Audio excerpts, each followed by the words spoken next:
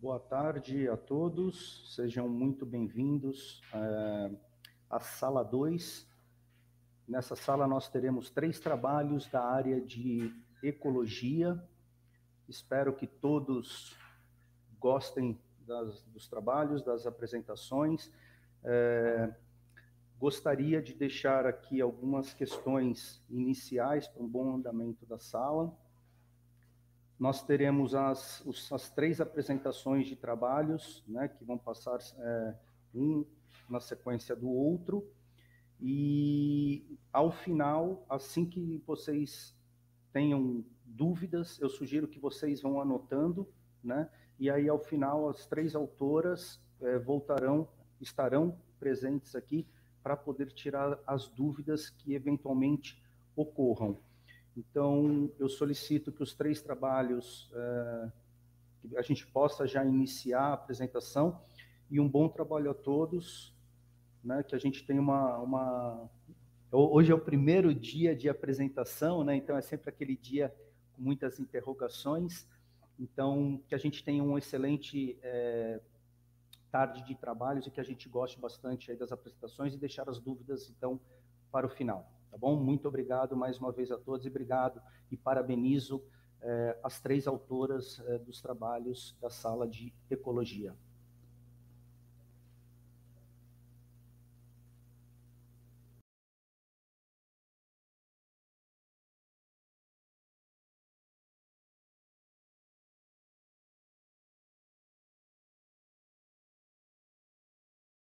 Me chamo Rebeca e vou apresentar o trabalho Ocorrência da Tartaruga Verde Chelonemidas no maior porto da América Latina. As tartarugas marinhas apresentam comportamento migratório, passam a maior parte da sua vida em alto mar, realizando extensas viagens oceânicas durante as fases de seu desenvolvimento, tanto à procura de alimento, mais especificamente em áreas costeiras, como em busca das praias de nidação.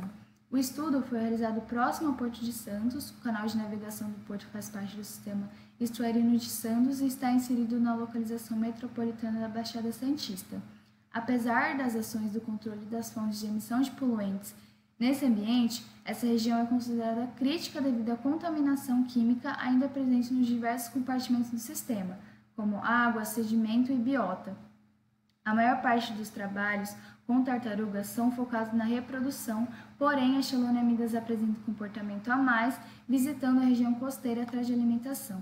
Quanto às formas e possibilidades de se estudar os quelônios aquáticos, o Ciência Visual é uma estratégia de observação não intrusiva e informativa, sendo desenvolvida no habitat natural da espécie e fornecendo informações diretas de como ela tem se adaptado ao ambiente.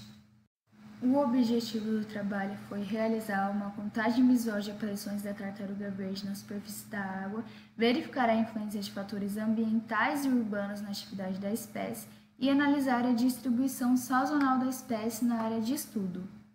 O local de estudo para a coleta de dados foi na cidade de Santos, especificamente no Beco do Pescador, localizado na entrada do porto da cidade, por ser um ambiente costeiro propício para a alimentação da tartaruga verde. O método de estudo usado foi o de varredura, onde a visualização abrangeu todos os lados do deck, lateral esquerda, meio e lateral direita. Foram 3 horas de observação durante a manhã, por 10 dias, dividida em 12 observações de 10 minutos, com um espaço de 5 minutos de descanso entre elas. O número de indivíduos foi contado através de cabeças avistadas e, após os 10 minutos de observação, uma estimativa de quantas tartarugas foram avistadas nesse tempo. As variáveis ambientais foram adquiridas através do CEMADEM, Centro Nacional de Monitoramento e Alertas de Desastres Naturais. Dados de marés foram adquiridos através do NPH, Núcleo de Pesquisas Hidrodinâmicas, e os dados de temperatura e salinidade foram medidos no momento da coleta com termômetro e refratômetro, respectivamente.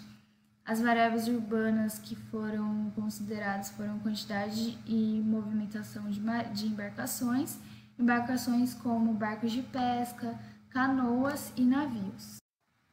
Em todos os dias ocorreu aparições de tartarugas e as mesmas iam próximo ao costão para se alimentar, sendo possível notar até algumas visitações do mesmo indivíduo, podendo ser identificados através de tags na nadadeira e cracas na carapaça. De todos os dados levantados, através da correlação de Pearson, foi possível notar dados significativos entre a aparição ou não das tartarugas e as variáveis ambientais apenas de temperatura do ar e temperatura da água. Então, quanto maior a temperatura do ar e da água, maior foi o número de aparições, e quanto menor a temperatura do ar e da água, menor foi o número de aparições, como descrito aqui. Estudos mostram que a distribuição de tartarugas marinhas pode ser restrita pela isotermia superficial de 20 graus. As mudanças sazonais na temperatura da água podem ter efeitos profundos sobre o metabolismo e fisiologia desses animais ectotérmicos, sendo que as respostas fisiológicas e comportamentais em tartarugas verdes dependem da magnitude e velocidade que a temperatura decai. O menor número de avistagens de animais com relação às baixas temperaturas pode ser resultado da diminuição dos indivíduos na área de estudo, que pode se dirigir a locais onde as condições sejam mais favoráveis à sua sobrevivência. Foi concluído, então, que há uma ocorrência significativa da tartaruga verde próximo ao Porto de Santos, mesmo sendo um ambiente altamente antrópico e poluído, e através dos dados registrados foi possível notar a correlação entre as variáveis ambientais e sazonalidade. O estudo vai continuar, vai ser fechado o ciclo de 1 ano, de estações do ano, para que assim tenham dados mais precisos para que se ache essa correlação entre as variáveis ambientais e até uma correlação maior entre as variáveis urbanas que não foram levantadas até o momento do presente trabalho. Essas são as referências e obrigada pela oportunidade de apresentar o trabalho.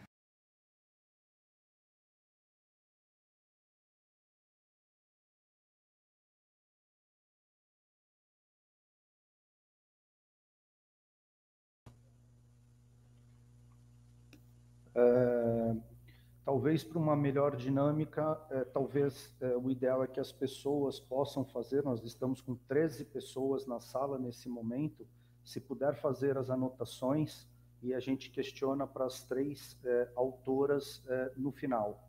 Pode ser assim, Rebeca? Ok? Por mim, tudo bem. Então, maravilha. Vamos seguir então com essa dinâmica. Por gentileza, vamos passar então para o segundo trabalho.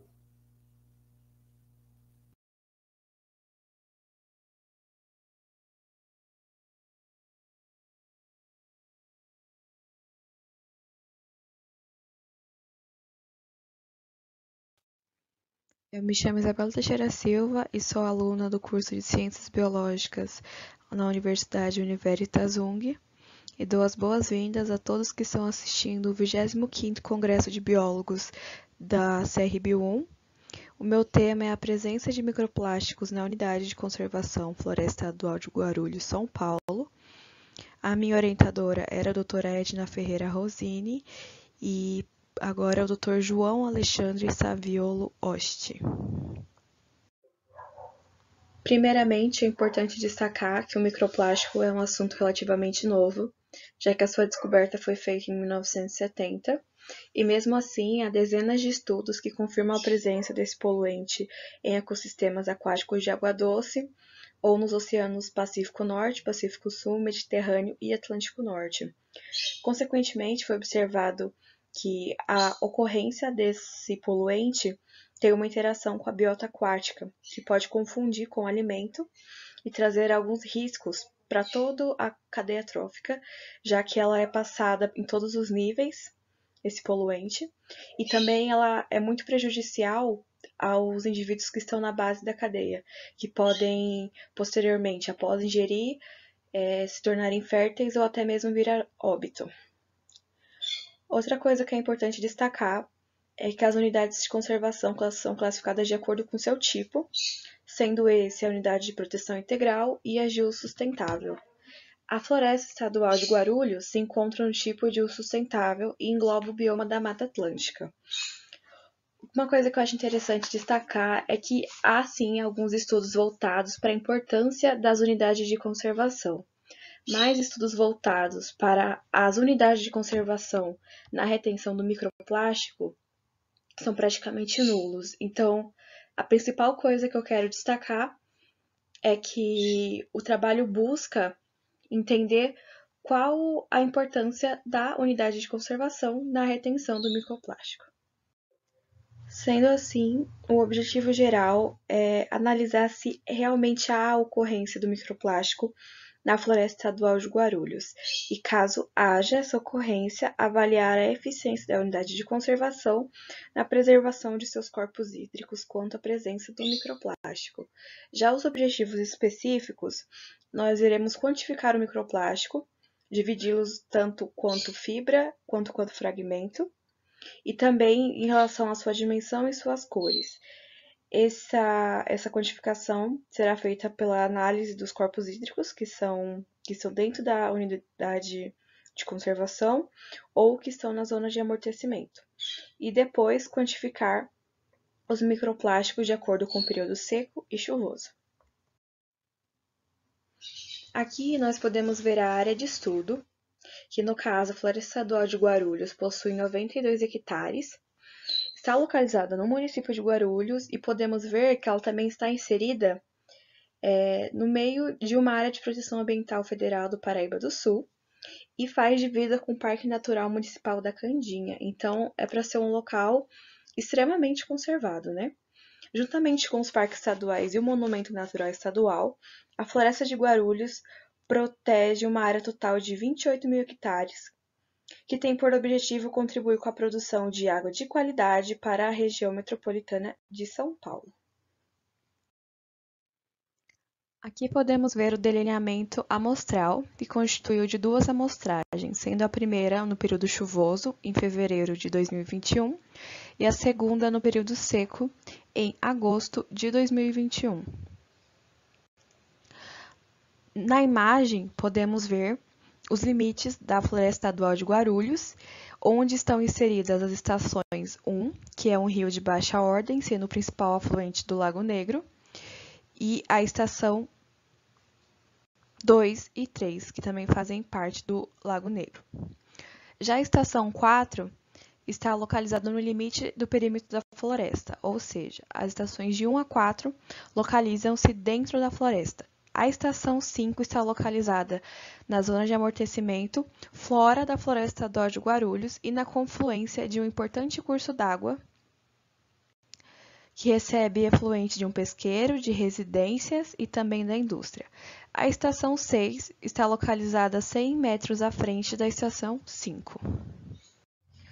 Em relação à coleta e análise das amostras, a coleta foi feita sob a superfície da coluna d'água, sendo armazenada em frascos de vidro de 1 litro e depois foram transportados para o laboratório de análise de água da UNG, onde foram filtradas através de um sistema de filtração a vácuo. Para evitar a comatação do filtro, foram filtradas entre 200 e 500 ml, porque, dependendo do ponto, a quantidade de matéria orgânica é muito grande e pode dificultar a observação pelo microscópio. As observações foram feitas através de um microscópio da marca Olympus, modelo BX51, e os microplásticos encontrados foram contados e divididos entre fragmentos e fibras e caracterizados por cor e dimensão. Quando possível, também foi tirada a foto através de uma câmera digital. Por ter uma diferença entre a quantidade de material filtrado entre as amostras, a gente utilizou essa fórmula, que no caso é microplástico por litro, igual a número de microplástico encontrado, vezes 1000, dividido pelo volume filtrado. E aí, no caso, todas ficavam com o microplástico por litro. Após a análise dos materiais, foi quantificada uma quantidade total de 366 de fibras ou fragmentos de microplástico. Na tabela, podemos analisar a quantidade de microplásticos por litro encontrado no período seco, em agosto, e a quantidade de microplástico por litro encontrado no período chuvoso, em fevereiro. É possível ver a quantidade de fibra e fragmento que foi encontrada em todas as estações. A quantidade total de microplástico encontrado no período seco foi de 172 e a quantidade total de microplástico encontrado no período chuvoso foi de 194. Acredito que os gráficos possam facilitar na comparação dos resultados Então, o que eu queria destacar nesse primeiro gráfico é que quase sempre o período chuvoso teve uma quantidade maior de microplástico total encontrado, a não ser, é claro, na estação 2 e na estação 4, que teve a mesma quantidade. O que eu queria destacar principalmente é que a estação de 1 a 4 se localiza dentro da unidade de conservação e a estação 5 e 6 se localizam na zona de amortecimento fora da unidade. E claramente podemos ver que há uma quantidade bem maior de microplástico nas estações 5 e 6, ou seja, fora da unidade de conservação. Então, tem menos dentro da unidade e mais do lado de fora. Outra coisa também que podemos comparar é a quantidade de fibra e de fragmento. A quantidade de fibra prevaleceu tanto no período seco quanto no período chuvoso. Aqui é só o gráfico do período seco, mas em ambos os casos a quantidade de fibra foi maior. No período seco, cerca de 93% de todo o material foi fibra, e no período chuvoso, cerca de 87% de todo o material foi fragmento. Então, eu acredito que a predominância seja claramente a fibra. Após a análise dos resultados, o principal ponto que eu gostaria de destacar é que realmente as estações 5 e 6, que se encontram na zona de amortecimento fora da unidade de conservação, tiveram uma quantidade bem maior de microplástico do que todas as outras estações. Sendo assim, o estudo evidenciou a importância das UCs para a manutenção da qualidade ecológica dos corpos hídricos. Então, eu espero que o nosso estudo possa contribuir não apenas para entender a importância da unidade de conservação, mas também para o avanço das pesquisas nesses ambientes e que tenha uma adoção de políticas de monitoramento quanto ao microplástico nos corpos hídricos. Aqui estão as referências que eu utilizei.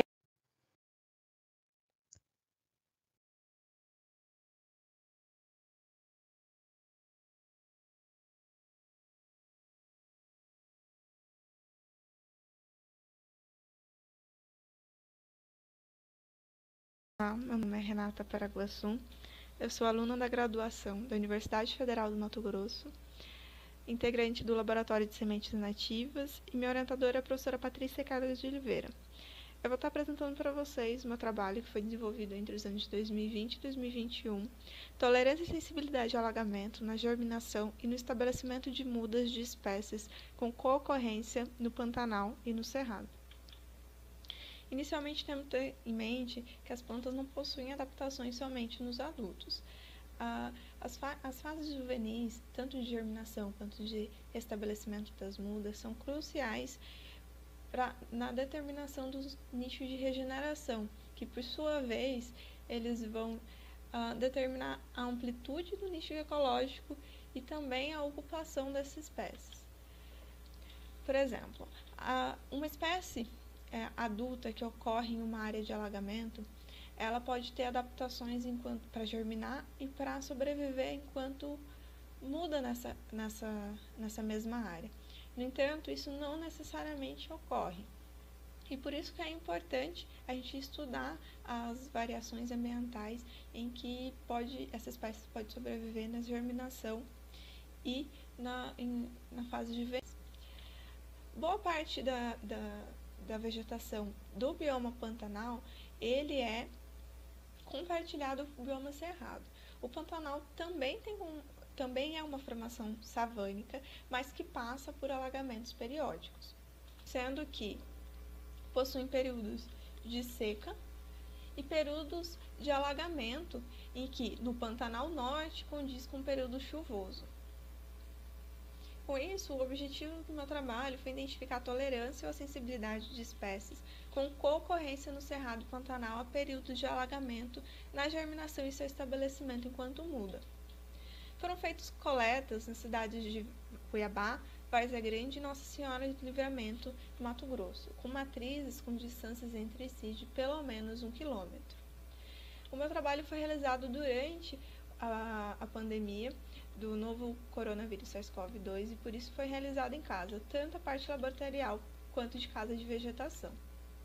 As espécies escolhidas foram a Curatella americana, lixeira, a Tabebuia áurea para tudo, Enterolobium cortozílico tamboril e a Guazuma umifolia Chico Magro. A nossa metodologia na parte de germinação, após os tratamentos de quebra de dormência para as espécies que tinham dormência, foram 2 tratamentos, controle e alagado, com 4 réplicas cada, com 40 sementes, e teve uma duração de 40 dias. No experimento de estabelecimento das mudas, houve 4 tratamentos, sendo que para a Tabebuia áurea e Enterolobium cortozílico houve tratamento de 90 dias alagado e de menor duração, de 30 dias alagados e de 60 dias alagados. Para Guazuma umifolia e Curatella americana, só houve os tratamentos de maior duração. Com isso, tivemos o resultado de sensibilidade e tolerância. No caso da germinação, as espécies Curatella americana e Guazuma umifolia apresentaram tolerância ao alagamento, sendo que não houve diferença significativa entre controle e alagamento.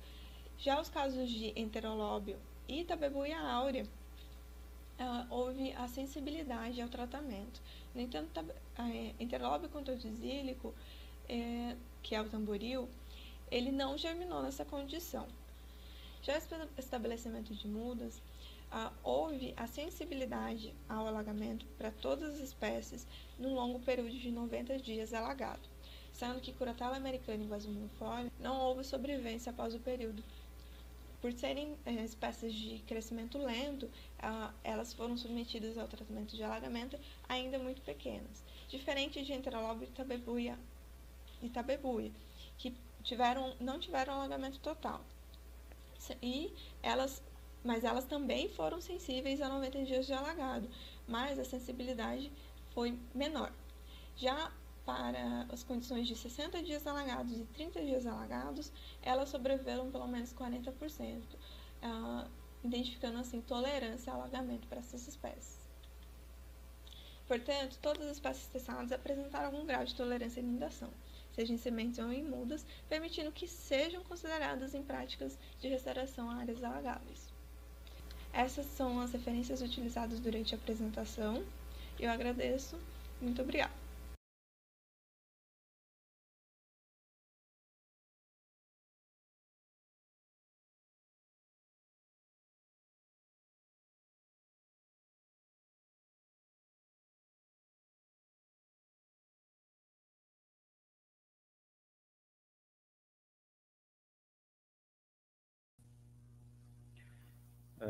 Muito obrigado pela excelente apresentação dos 3 trabalhos. Agora a gente vai para a parte de arguição das autoras, e aí eu só solicito que a gente coloque, por gentileza, a primeira autora, a Rebeca, para que a gente possa, caso tenham dúvidas, né, e talvez para estimular até que as pessoas coloquem no chat questionamentos. Eu queria saber, por exemplo, Rebeca, o teu trabalho ele teve duração aí de 2 campanhas, né, conforme você colocou, e você também colocou no seu trabalho que ele vai ter uma duração aí de 1 ano. Você vai continuar com esse trabalho, e que é como sempre a gente sabe, né, que quanto mais tempo a gente faz de trabalho, acaba tendo dados mais robustos, né? No teu caso, o que você espera, né? Então você fez em 2 estações, né? E você vai fazer por mais 2 estações. A pergunta que eu faço, o que você espera? Você espera que tenha mais, pelo que você andou lendo? Você espera que tenha mais aparições de tartarugas ou não, né? Qual que é a tua sensibilidade, você que foi a campo?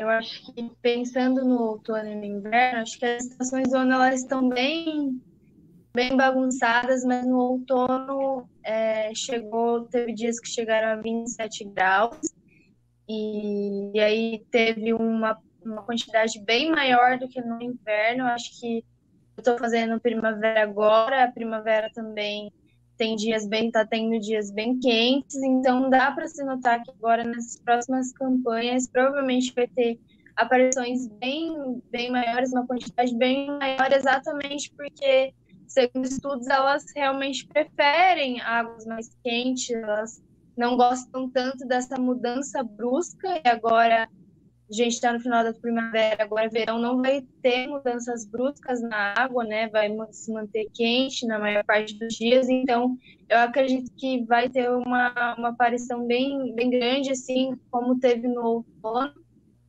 Mesmo no outono teve quedas bruscas, então isso pode ter tido uma diminuição, então agora que vão ser águas mais quentes, nesse tempo de verão, acredito eu que vai ter uma aparição bem maior, assim. Maravilha. A gente não tem aqui no chat, né, nenhum questionamento. Eu gostaria de saber se a doutora Marta, que nos acompanha aqui, que também está na sala como avaliadora, se ela gostaria de tirar alguma dúvida, algum questionamento quanto a esse trabalho. Marta, por gentileza. Oi, boa tarde. Eu gostaria, sim, de fazer uma pergunta para a Rebeca, na verdade, 2 perguntas. Achei o trabalho bem interessante, né? Eu trabalho também bastante aí na região da Baixada Santista, e aí eu tenho 2 perguntas para você. A primeira é você explicar um pouco por que você escolheu o local para observação da aparição, né? Dentro da região urbana, na verdade. E se você acha que eventualmente num lugar mais dentro do estuário você teria resultados diferentes, para entender um pouco o comportamento, né, da tartaruga ali na região. Então, foi escolhido esse local exatamente por ser um local costeiro, né? Então, é possível visualizar sem ter a questão do mergulho, o serviço visual, ele é possível, porque elas vão ali para se alimentar, né?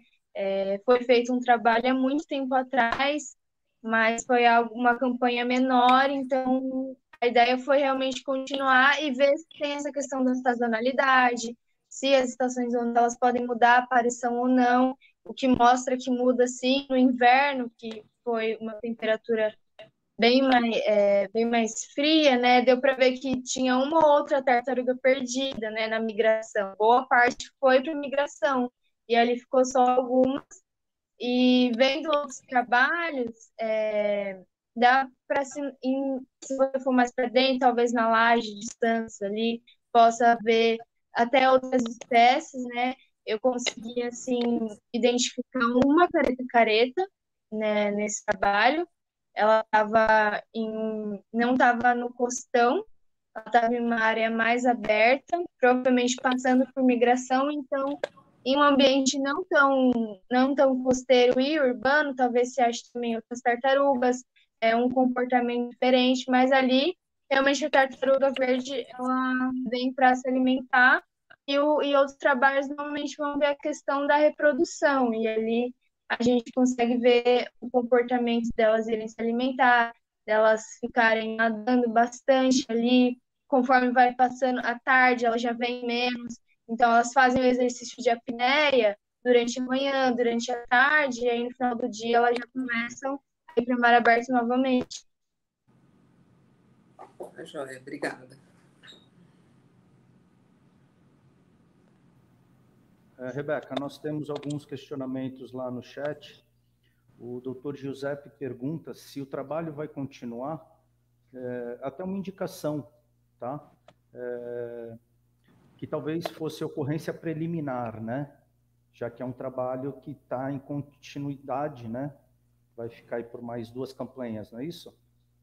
Isso, talvez até mais 1 ano, aí 2 anos de observação, mas ainda vão ter mais 2 campanhas para fechar 1 ano, né? Então vai continuar assim o estudo. Perfeito. A Gislene pergunta se durante o período do monitoramento do trabalho, né, se houve encontro de carcaças de tartaruga na região. Não encontrei. O que acontece muito são acidentes ali, então algumas tartarugas estão machucadas, metade da pata está machucada, sem pata, por conta da pesca, né? Além de ter a pesca esportiva ali, tem as redes de pesca. Então, normalmente acontecem os acidentes, mas no período de monitoramento não foi encontrada nenhuma carcaça, tartaruga morta por ali, não. Tá. A Gislaine Fátima da Silva Rocha Fournier também pergunta que sabemos, ou melhor, né, sabemos que é comum no estado de São Paulo o encontro de tartarugas com sintoma de papilomatose, né? Foi possível observar algum dos indivíduos com aquelas verrugas? Não foi identificado. Eu acho que algumas são encontradas, são levadas ali para o projeto de monitoramento costeiro, né? Então, algumas vão para o aquário ali de Santos, mas dá para ver que elas são bem jovens, as que eu observei, e não foi observado, assim, de forma aparente que elas poderiam ter o papilomatose, mas talvez estivesse controlado na época, né? Porque às vezes está mais controlado, às vezes é bem aparente, mas no momento não visualizei. Tá. Se ficou uma questão importante, se a Rebeca eventualmente não respondeu lá o que você que fez a pergunta queria, só perguntar de novo, se não ficou muito claro, tá? Fique bem à vontade. A ideia é essa da nossa sala, né? Temos também uma outra questão aqui da Regina Maria Tavares, né? Qual a relação do aparecimento dessas tartarugas e os impactos na sua reprodução? Né? Será que a aparição delas causa algum possível problema, né? Nessa região dos ecossistemas alterados, inclusive da Mata Atlântica, né? Então, será que tem alguma questão? Então, toda a parte litorânea vai ter a reprodução, né? Eu não estudei muito essa parte, mas, por exemplo, para o meio de outubro, assim, teve bastante reprodução da tartaruga de couro. Mas o que acontece é que a tartaruga verde são muitos indivíduos jovens ali. Acho que todas não chegaram no seu período adulto, né? Elas chegam até 1,5 m. Boa parte delas são bem pequenas ainda, bem jovens. Então, não chegaram todas no período de maturação para reprodução. Elas vão ali realmente para se alimentar, tanto na parte costeira com algas, e também agora nessa fase juvenil, elas ainda se alimentam de peixes, então ali também tem bastante peixes, e aí na fase adulta elas se tornam herbívoras, né? Mas por enquanto elas são onívoras, se alimentando de peixes, águas vivas, então é um lugar propício para isso, porque tem uma biodiversidade muito grande para elas se alimentarem ali. Tá. Temos mais uma pergunta aqui do Giuseppe Porto, né? Se consegue controlar os indivíduos por marcas naturais? É possível enxergar essas marcas naturais? E vamos lá. Sim, deu para identificar a mesma tartaruga vindo vários dias seguidos por cracas mesmo, que aí ficam bastante cracas na carapaça, ou até tags, porque alguns institutos colocam tag na nadadeira de identificar o indivíduo, também dava para identificar. Então, vários indivíduos, ainda no inverno, que teve aparições bem menores, dava para se notar vários indivíduos aparecendo todos os dias ali. Tá. E uma última pergunta, que nós temos outros trabalhos também, outros questionamentos. Se você pretende fazer uma comparação do teu trabalho, né, não só, por exemplo, com a temperatura, mas com outros lugares menos impactados do que o Porto de Santos, no caso. Se existe essa possibilidade, se você pretende. Por agora não pretendo. Eu li alguns outros trabalhos, então uma das minhas orientadoras fez em Ilha Comprida, um lugar, uma parte não tão antrópica e uma parte antrópica. Então teve alguns resultados disso, mas eu nesse trabalho não vou dar continuidade nesse sentido de comparação dos locais. Mas agradeço a Lia por essa colocação, e fica aí uma provocação a você que faça um trabalho, de repente, podendo comparar com um lugar menos alterado, né? Porque, como é sabido, o Porto de Santos é complicado. Muito obrigado, Rebeca, mais uma vez, parabéns pelo trabalho, né? Um trabalho que eu conheço, por acaso, muito bem, né? Então, muito obrigado mais uma vez, tá bom? Obrigada pela oportunidade de estar falando aqui. Legal, muito obrigado. Um bom congresso para você. Solicito só, por gentileza, a presença da Isabela, com o trabalho microplástico. Oi, boa tarde. Boa tarde, Isabela. Queria também parabenizar o seu trabalho, né? Vi que estamos aqui numa sala com bastante gente participando. Estamos com 28 pessoas, entre biólogos e alunos da nossa área, né? O que é fantástico vendo o trabalho de vocês. Para mim é imensa satisfação.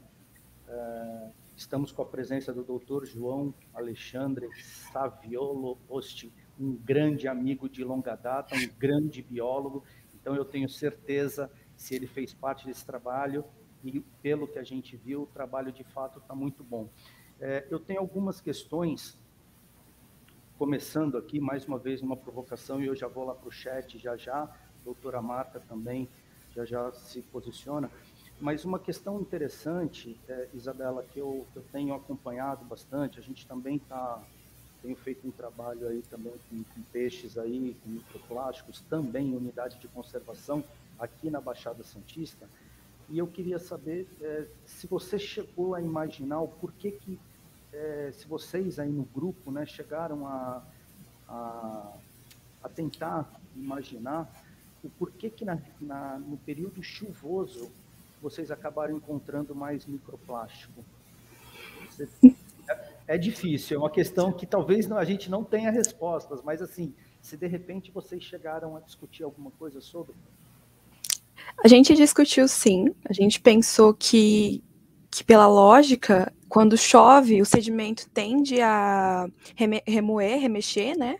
Então, os fragmentos ou as fibras tendem a subir.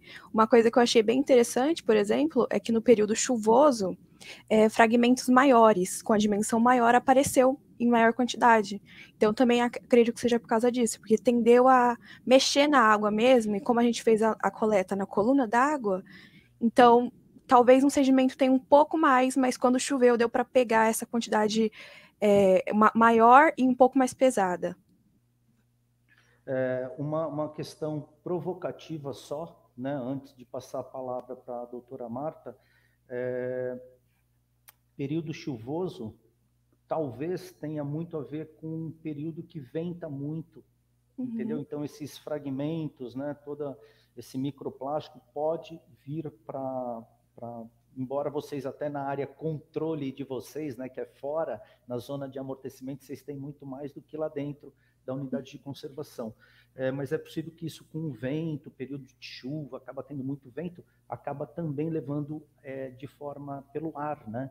Então, é uma questão que a gente também tem questionado, né? Interessante, né?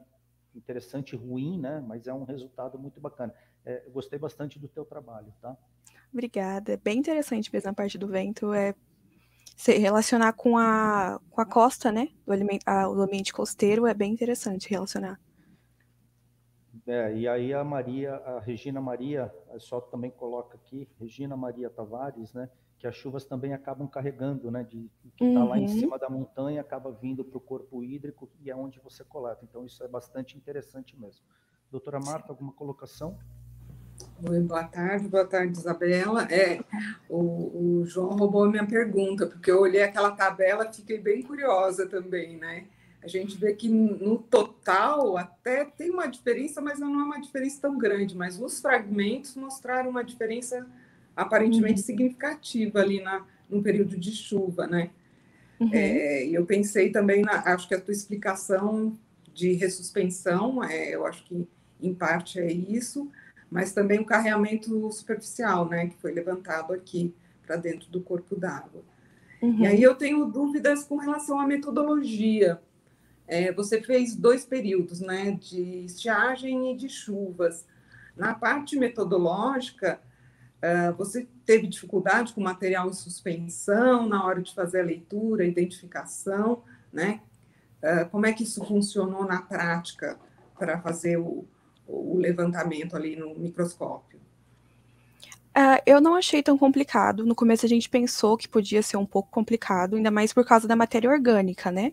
Mas quando a gente foi fazer mesmo a acumulação no filtro, foi observando que, por exemplo, no ponto 1, 2 e 3, a quantidade de sedimento é pouca. Então deu para filtrar 500 ml, que foi a maior quantidade que a gente conseguiu. Já no ponto, na estação 4, a quantidade de sedimento é muito grande. Então a gente sempre estava filtrando 200 ml, para não ter dificuldade na hora de analisar o material no filtro. Por isso que tem até equação para todos os pontos terem a mesma quantidade de material por litro. Mas sim, esse é o principal ponto, assim, que foi um pouco mais complicado, mas a gente conseguiu resolver muito bem por causa dessa diminuição de quantidade de material filtrado. E os pontos 5 e 6 lá que já estão sob influência, vocês encontraram muito mais material, né? Uhum. E aí você fala em retenção de material na floresta.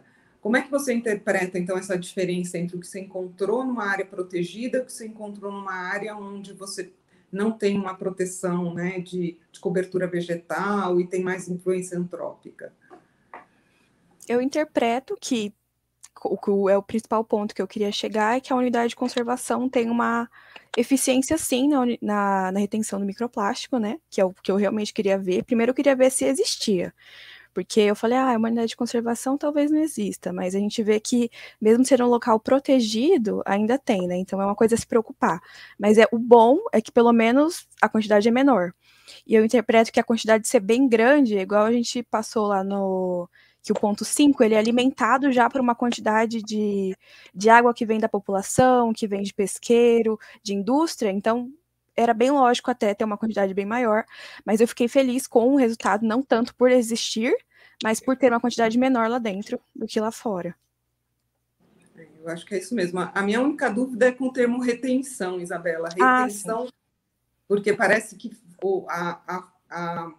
a mata, né, ela está retendo o material e não exportando, né? Retenção, pelo menos para mim, dá essa impressão. E para mim, os dados de vocês estão muito interessantes, porque mostra que, na verdade, o microplástico, apesar disso, ainda chega em quantidade menor, né, mas ainda chega nessa área protegida. Enquanto que a área que não tem a proteção, os impactos são muito maiores, né? Mas achei super interessante. E aí, uma última pergunta o tempo para fazer essas análises. A análise em si, ela é muito demorada ou foi tranquila?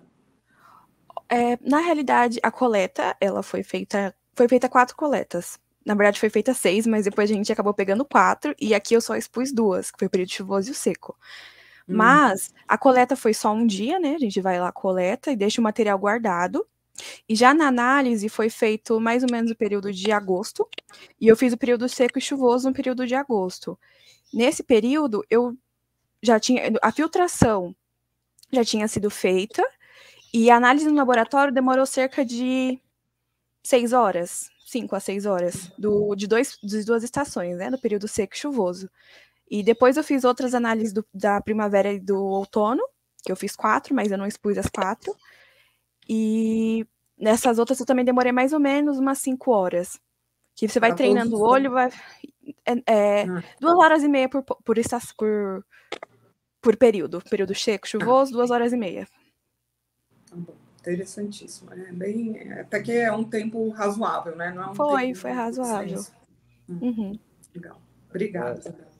5, 6 horas de análise é fantástico, Isabela. Parabéns aí, porque também me chamou a atenção isso daí.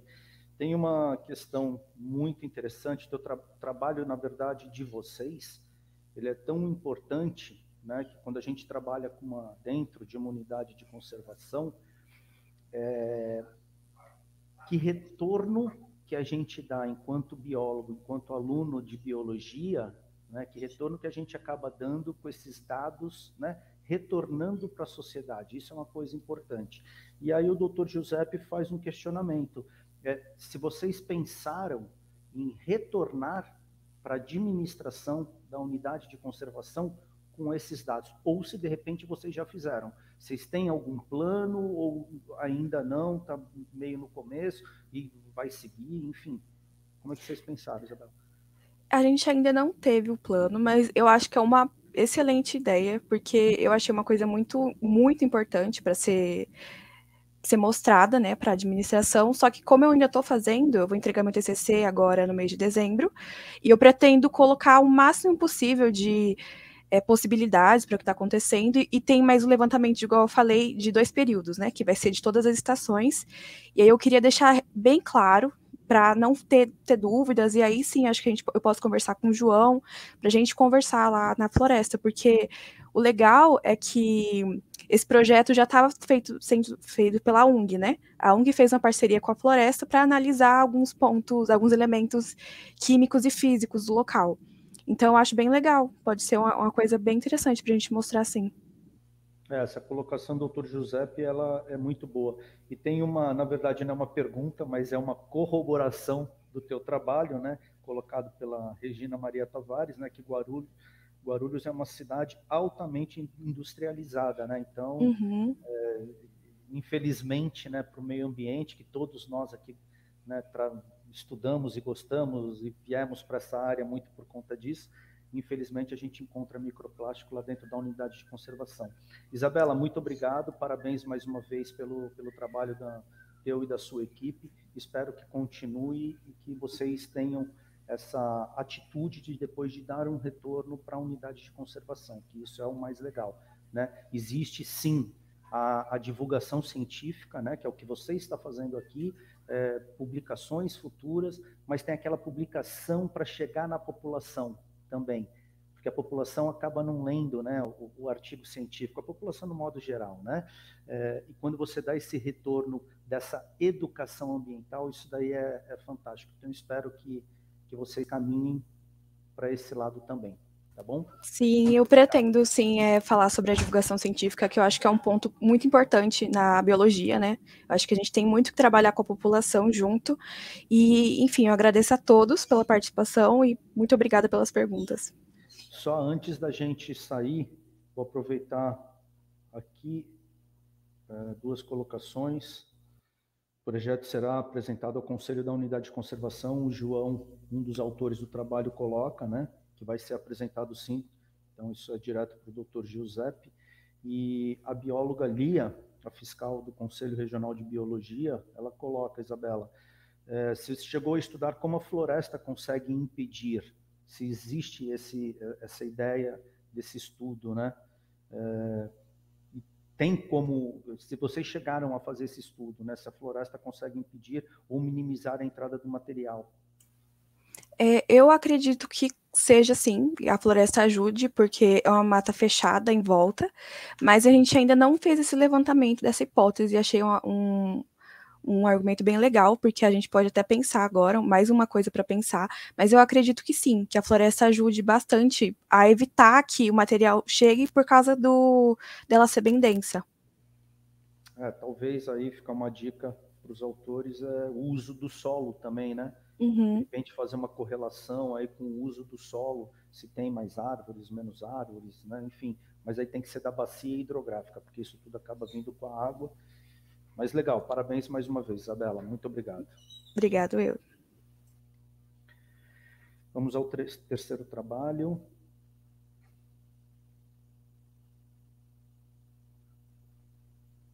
Olá, Renata, tudo bem? Olá, tudo bem? Boa tarde. Maravilha, trabalho fantástico, né? Você vê que tem uma metodologia ali muito interessante, né? Que você tem uns resultados muito, muito legais, inclusive. Eu só fiquei com uma dúvida, e talvez por eu não ser da área, sabe, Renata, talvez seja até meio basal mesmo que eu vou te questionar, então peço desculpas antecipadamente, né? Mas, por exemplo, você fez bem no período chuvoso e no período seco, com essa capacidade de germinação. No período de enchente e de vazante, eu estou no meio do caminho, entendeu? Eu não estou nos extremos. No meio do caminho, será que o comportamento ele é mediano? Não é o teu trabalho esse, tá claro para mim, entendeu? Mas pela tua sensibilidade, será que se não pegar período de chuva, né, de cheia, né? E o período de seca. Se fizesse no meio do caminho, será que é a metade? Você teria um resultado metade ou possivelmente seria completamente diferente? Você consegue imaginar isso? Eu acho que esse é um experimento que seria feito em casas de vegetação, e eu acho que esse questionamento dos períodos de seca e alagamento tem a ver com a lâmina d'água. Tem a ver o quanto tempo eu deixo com a lâmina d'água e o tamanho da lâmina d'água. Isso é interessante porque essa é uma das questões que fazem eu ter dificuldade de comparar entre as espécies que eu estudei. Por quê? Se eu considerar, por exemplo, as espécies de guazuma e de lixeira, que são espécies de crescimento lento, elas foram inundadas completamente. Tabebuia áurea e Enterolóbio, elas não foram alagadas completamente. Mas aí entra a questão do experimento. Eu tive o cuidado de, choveu, cobrir. Manter as regras diárias e padronizadas. Choveu, cobrir. Todo dia manter a regra diária para tentar manter durante o período. São 120 dias de experimentos com as plântulas. De germinação, é alagamento total para todas as espécies. Então, não é para ter diferença. Todas elas foram inundadas completamente com 5 centímetros. Então, é uma questão interessante e é justamente uma coisa que a gente tem que trabalhar mais, para a gente ter todas essas respostas. Aqui no Pantanal, ainda se falta muito para a gente ter todas essas respostas. Mas é justamente o laboratório, que eu e a professora Patrícia, a gente está tentando ter essas respostas, né? E o meu trabalho, ela traz parcialmente. Não, legal. Da minha parte foi isso fantástico, muito bom, o delineamento amostral muito legal. Parabéns. Doutora Marta? Oi, Renata, boa tarde. É muito interessante teu trabalho, acho que realmente o teu desenho experimental, assim, bem complexo, né? Você fez um monte de etapas e testou várias hipóteses aí no seu trabalho. Aí eu também não sou exatamente dessa área, eu fiquei com a curiosidade, por que você selecionou essas 4 espécies? Embora você tenha falado das características diferentes, tal, que você contasse um pouco por que vocês escolheram. Inicialmente, a praticidade e o período de coleta. Apesar daqui do Cerrado e do Pantanal, as espécies produzirem sementes relativamente juntas, a gente tem que ter a disponibilidade delas no período que eu comecei o meu experimento. Segunda, importância ecológica. Eu analisei se o quão importante seria eu estudar aquelas espécies. Por exemplo, a lixeira, né? A curatela americana. Ela é uma espécie extremamente pouco estudada e que aqui na nossa região ela é extremamente abundante. Ela ocorre bastante. E também ocorre no Pantanal, apesar de ser uma espécie extremamente característica de um ambiente savânico, assim. Então, era uma curiosidade e ela tem a sua importância ecológica. As outras seguiram no mesmo raciocínio. Tanto da importância ecológica quanto da facilidade de coleta. Ok, a outra pergunta também é na parte metodológica, né? Vocês testaram 30, 60 e 90 dias, pelo que eu entendi, é isso? E esses Sim. períodos vocês testaram com base em... Aí um pouco na linha do que o João perguntou, né? Em fases de inundação, tempo de duração esperado, como é que foi esse teste? Sim. A diferença entre esses testes foram o tempo que ele vai ficar para a plântula crescer, o tempo que ela vai ficar na condição terrestre e o tempo que ela vai ficar inundada. Então, por exemplo, 90 dias inundada. Uma plântula ali, ela vai ficar 90 dias sobre aquele estresse. Em uma área em que ocorre o alagamento e ela fica bastante tempo alagado, em um projeto de restauração, por exemplo, vou tentar, seria interessante saber, será que essa planta, essa espécie vai sobreviver? Mas agora, também existem áreas que passam por alagamento por períodos breves. Então, será que essa espécie ela precisa crescer mais um pouco? Será que eu consigo fazer um transplante ou fazer a semeadura direta. Então, a intenção de ter vários períodos de alagamento é para a gente ter esses dados e essas informações para ser o mais útil possível na hora que a gente for aplicar ou na hora que a gente for comparar todas as espécies. E foi para aplicação, 90 né? dias. Para você pensar em projetos de restauração, você pensar um pouco, né, declividade, tempo que fica submerso. Achei bem interessante isso, fazer o teste com diferentes períodos. São 90 dias alagado, no máximo, né? Mas são 90 dias de experimento com alagamento e todas elas depois passaram mais 30 dias de reexposição à condição terrestre, justamente para saber se elas vão conseguir sobreviver depois de retirar esse estresse. Muito bem, Renata.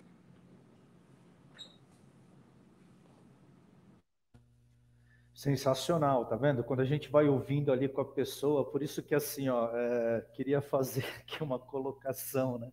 Que saudade da gente estar no congresso juntos, né? Porque daí a gente pegaria ali, não vendo só o vídeo passando ali rapidinho, né? E a gente pudesse estar ali, né, no tete a tete, tirando todas as dúvidas. Isso que a Marta colocou, nossa, eventualmente um lugar mais inclinado. Olha só, uma outra variável que você tem, entendeu?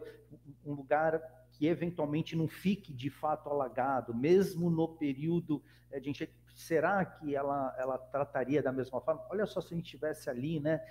Todo mundo ao mesmo tempo, e aqui a gente está dessa forma. Mas, Renata, a gente agradece a tua apresentação, tá? Parabeniza aí o trabalho também, mais uma vez, né, tanto teu quanto da Patrícia, que mais uma vez também vocês possam dar continuidade, publicações, tudo isso sempre é muito bem-vindo, e essa parte de plantio, né, de regeneração de áreas, né, de recuperação de áreas degradadas, trabalho fantástico. Esse é talvez o X da questão, né? Nós estamos num evento de empreendedorismo, né? Empreendedorismo na biologia. Olha que legal, né? Você eventualmente daqui a pouco monta uma empresa, não sei se já tem, né? Mas você monta uma empresa e vai de repente vender mudas disso tudo, com toda a tecnologia, toda o know-how que vocês já têm, né?